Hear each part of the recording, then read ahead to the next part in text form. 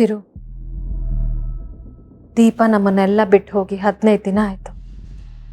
ನೀನಿನ್ನೂ ಅವಳ ಯೋಚನೆಯಲ್ಲೇ ಕಾಲ ಕಳೀತಿದೆಯಲ್ಲ ಚಿರು.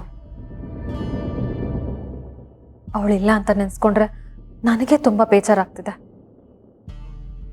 ಅವಳಿದ್ದಾಗ ಅವಳ ಮೇಲೆ ಕೋಪ ಮಾಡ್ಕೊಂಡಿದ್ದೀನಿ, ಅವಳ ಜೊತೆ ಜಗಳ ಆಡಿದ್ದೀನಿ. ಆದರೆ ಈಗ ಅವಳಿಲ್ಲ ಅಂತ ನೆನೆಸ್ಕೊಂಡ್ರೆ ರಾತ್ರಿ ಎಲ್ಲ ನಿದ್ದೆನೇ ಬರಲ್ಲ ಚಿರು.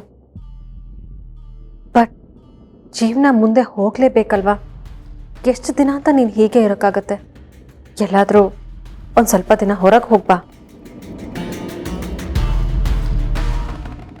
ದಿಶಾ ನಿನ್ನ ಬಗ್ಗೆ ಫೋನ್ ಮಾಡಿ ಕೇಳಿದ್ಲು, ನಿನ್ನ ಬಗ್ಗೆ ಬೇಜಾರು ಮಾಡ್ಕೊಂಡ್ಲು.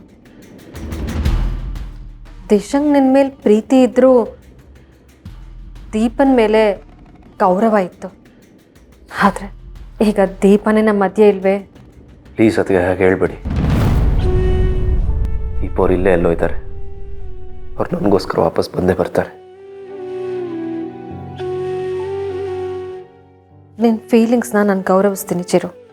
ಆದರೆ ಹುಟ್ಟು ಸಾವು ನಮ್ಮ ಕೈಯಲ್ಲಿರಲ್ವಲ್ಲ. ಬಂದಿದ್ದನ್ನೆಲ್ಲ ಫೇಸ್ ಮಾಡ್ತಾ ಒಳ್ಳೆ ಕೆಲಸ ಮಾಡ್ತಾ ನಾವು ನೆಮ್ಮದಿಯಾಗಿರ್ಬೇಕು.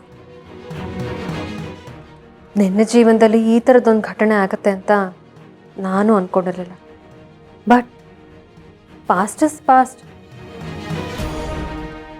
ದೀಪ ಬರ್ತಾಳೆ ಅಂತ ಎಷ್ಟು ದಿನ ಹೀಗೆ ಕಾಯ್ತ್ಯಾ? ಯಾರಿಗೇ ಆಗಲಿ ಸಂಗಾತಿ ಅನ್ನೋದು ತುಂಬ ಮುಖ್ಯ. ನಮ್ಮ ಹತ್ರ ಎಷ್ಟೇ ದುಡ್ಡಿರ್ಬೋದು, ಆದರೆ ನಮ್ಮ ಜೀವನದಲ್ಲಾಗೋ ಎಲ್ಲ ಕಷ್ಟ ಸುಖಗಳನ್ನು ಸಂಗಾತಿ ಹತ್ರ ಹಂಚ್ಕೋಬೇಕಲ್ವಾ? ಸದ್ಯದ ಪರಿಸ್ಥಿತಿಯಲ್ಲಿ ನೀನು ದಿಶಾ ಜೊತೆ ಇರೋದು ಒಳ್ಳೇದು ಅಂತ ನಂಗೆ ಅನಿಸ್ತದೆ.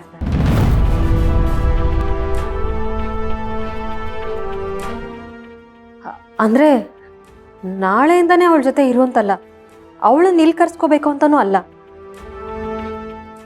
ನಿನ್ನಲ್ಲೂ ಕೆಲವು ಬದಲಾವಣೆಗಳಾಗಬೇಕು ಅಂದರೆ ದಿಶಾ ನಿನ್ನ ಜೊತೆ ಇರಬೇಕು ಅಂತ ಹೇಳ್ತಾ ಇದ್ದೀನಿ.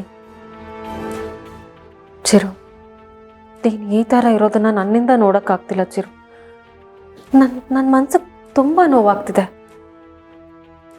ನಿಮ್ಮ ಫೀಲಿಂಗ್ಸಿಗೆ ನಾನು ಬೆಲೆ ಕೊಡ್ತೀನಿ ಅದಕ್ಕೆ. ಬಟ್ ಐ ಆಮ್ ಸಾರಿ, ದೀಪ ಅವರಿಲ್ಲ ಅನ್ನೋದನ್ನು ನಾನು ಒಪ್ಪಲ್ಲ. ಅಂಥದ್ರಲ್ಲಿ ದಿಶಾ ಅವ್ರ ಜೊತೆ ಇರ್ತೀನಿ, ಅವ್ರನ್ನ ಮದುವೆ ಆಗ್ತೀನ? ಖಂಡಿತ ಇಲ್ಲ. ದೀಪ ಅವ್ರ ನೆನಪಲ್ಲೇ ಸಾಯೋವರೆಗೂ ಕಾಲ ಕಳೀತೀನಿ ಹೊರತು ಇನ್ಯಾರನ್ನೂ ಕಣ್ಣೆತ್ತು ನೋಡೋಣ.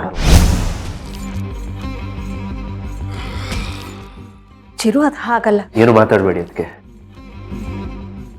ನಿಮ್ಮ ಹತ್ರ ಜೋರಾಗಿ ಮಾತಾಡೋಕ್ಕೂ ಈಗ ನನ್ನ ಹತ್ರ ಶಕ್ತಿ ಇಲ್ಲ.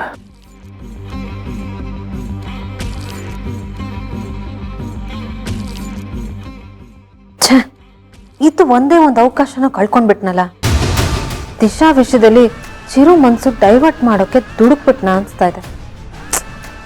ಇರಲಿ, ಇದೇ ಲಾಸ್ಟ್ ಚಾನ್ಸ್ ಅಲ್ವಲ್ಲ. ಗಿಡ ಹಾಕಿದ ಕೂಡಲೇ ಮರ ಆಗಲ್ಲ. ಹಾಗೆ ದಿಶಾ ನಮ್ಮ ಮದುವೆ ಆಗೋಕ್ಕೆ ಚಿರು ಇಷ್ಟು ಬೇಗ ಒಪ್ಕೊಳ್ಳಲ್ಲ ಅಂತನೂ ಅರ್ಥ ಆಯಿತು. ಇನ್ಮೇಲೆ ಚಿರು ಮನಸ್ಸು ಬದಲಾಯಿಸೋಕೆ ಆಗಾಗ ಈ ದಿಶಾ ಅನ್ನೋ ಅಸ್ತ್ರನ ಉಪಯೋಗಿಸ್ತಾ ಇರ್ತೀನಿ.